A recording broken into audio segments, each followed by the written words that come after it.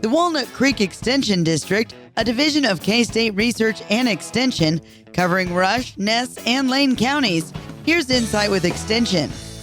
As a cattle producer, this is a good year to ponder the benefits of AI, and I'm not talking about artificial intelligence. Artificial insemination is a tried and true way to make genetic improvements to all forms of livestock, but is arguably easier with cattle and hogs. In today's market, the name of the game is getting them bred, but we also need to look at the cost aspects and time constraints. The reason I say this year is that prices associated with synchronization, semen, and associated expenses is relatively stable compared to the cost of bulls, fuel, and expenses with natural service. The run-up of calf values we've seen through the fall of 25 and back up again this winter has been a saving grace to many producers, so there is extra value to be captured in both genetics and carcass value. The University of Tennessee has a very good cost comparison tool. Granted, no one is going to have the calf value numbers that we currently see. Which brings up another point. We hope to see strong calf prices for a couple more years, and the cow numbers dictate that as long as the demand holds, we should be okay. However, daily trade limits alone are a huge difference,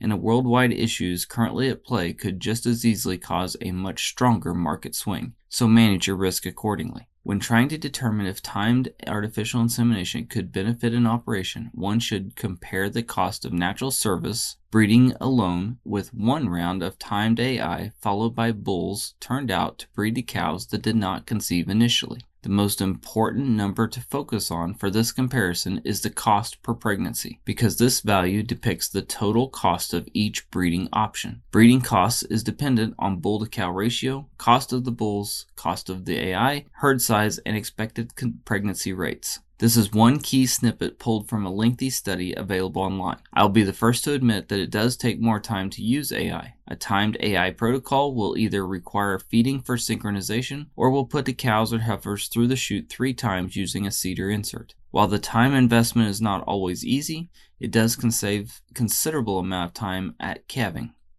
Those females that do not take to the AI breeding will be grouped up for bull breeding about 21 days later, and that is still a benefit at calving next year.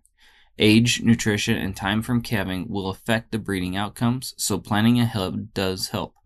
If you are currently calving over a 90-day window, AI might not be the right answer, but synchronization and bull turnout can shorten the calving window for next year significantly. Again, this is not an easy decision, but many who get started usually stay with it. With a very uniform calf crop, likely a heavier set of calves, and less bulls to contend with, it makes the bottom line easier to justify.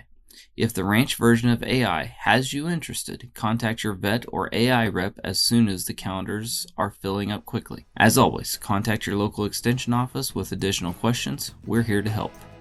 Insight with Extension on Thunder Country 93.5.